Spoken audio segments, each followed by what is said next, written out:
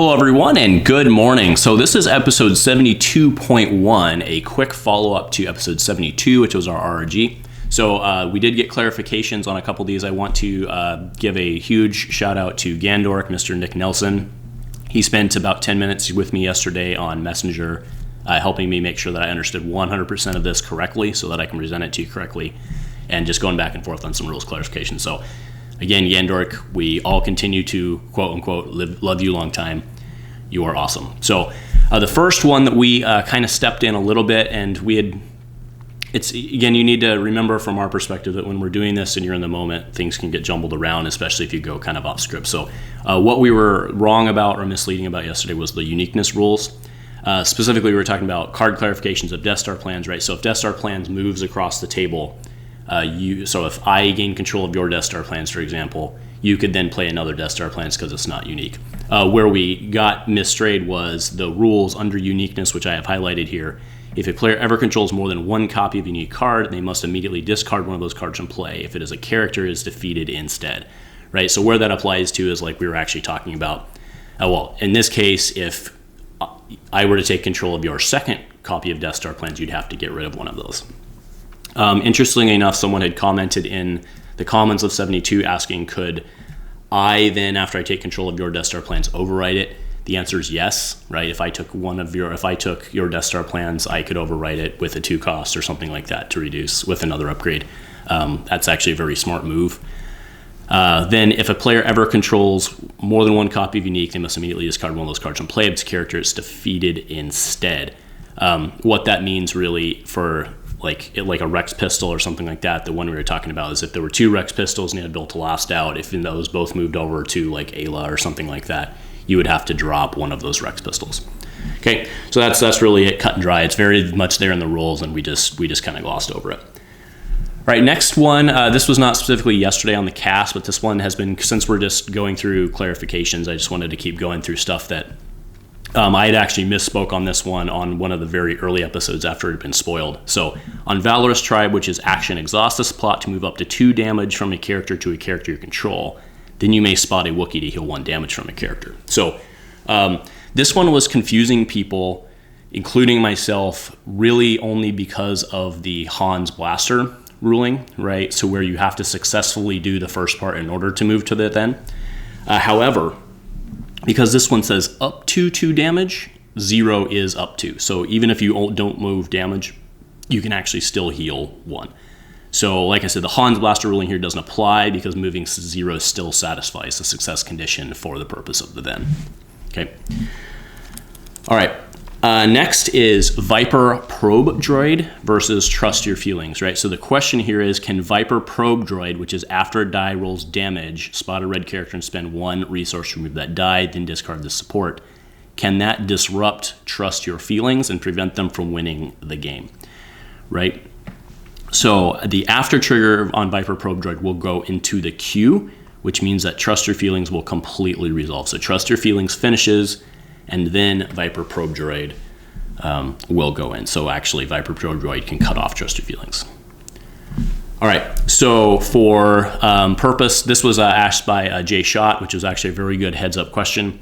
And this is just a interaction. This isn't really a card clarification, just kind of an interaction clarification, right? So Fortitude, which gives a character additional health, does not count for tiebreaker if that character's been defeated, right? This makes sense because that character or that upgrade would have gone to the discard pile when the character gets flipped over, right? So Fortitude would not count for tiebreaker. Now, of course, if Fortitude still, like, so say Fortitude gets a character up to 14 points and you've put 13 damage on that character, that 13 damage would count even though the character has less effective health on the card itself. But as soon as the character dies, Fortitude goes to discard and it's lost. Okay. Next one, this was one that came up in a game, and I had actually asked Gandork about it a while back, but it's an interesting little fringe case. So this has to do with Pulse Cannon and Greedo. So Pulse Cannon, right, resolve this die, then roll this die into your pool and resolve it in able. If able, then roll this die in your pool again and resolve it if able. So Greedo then is before this character is defeated, and the before is the key. Before this character is defeated, roll any number of character dice into your pool, then resolve any number of his character dice in the order of your choice. Now again with Greedo, do note from the Valorous Tribe standpoint that is any number, right? Which is why we which is why we've been playing it that way forever, is if his dice are in the pool, you can still roll any number which is 0 and then still resolve his dice which were already in the pool. So the point here is Greedo's before ability triggers mid-cannon, so he doesn't enter the queue. So this means, like, if I were to put Greedo down with the first shot of my, like, let's say I have a character with 1 health left, a Mandalorian Commando has 1 health left, and he's pulse cannoning off. If he blows away Greedo, Greedo can actually shoot back and kill the Commando before the pulse cannon finishes its resolutions, right? So again, a kind of a very fringe case. It really only, I think the only case that this would work with would be Greedo, I think.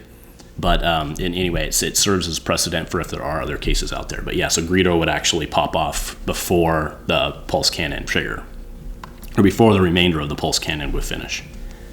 All right, next, this is one that I had to ask on because, so the energy bow, after one of your card effects rerolls 1 or more character dice, reroll this die. With Maul and his power action, the question really is, if you have to do the reroll on Maul, does Maul count as one trigger for the purpose of energy bow, or does it count as 2? The answer is the trigger goes into the queue on each roll. So a Maul miss could actually be 2 energy bow triggers. All right, just a small little one there, but that is valid. There was also recently a huge debate on this card here, Wretched Hive. And really this one just came down to subpar choices on the way it was written. So the card is clearly written as this. Exhaust. So the card itself says, exhaust a support and spot a scavenger to force an opponent to choose and discard a card from their hand unless they give you 1 resource.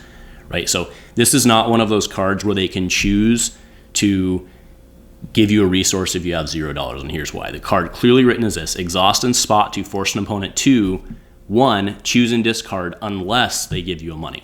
So it's not choose to do 1 or 2 in this case. It's not choose to discard or give money.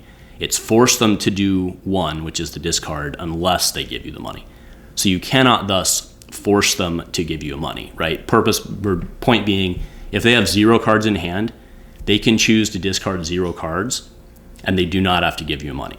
But you cannot force them to give you money if they have 0 cards in hand. That's really just the takeaway here. So it's not ideally written, but that's how this works, right? So, all right, that is it for the card clarifications as it is. So again, I just wanted to clear up the stuff that we had somewhat misspoke to in episode 72. That's why this one's nice and short, and figured I'd throw the other ones in while I'm at it. So in the meantime, if you appreciate what we're doing here at Dice Commando, please give us that like, subscribe. We appreciate you guys, and go Commando.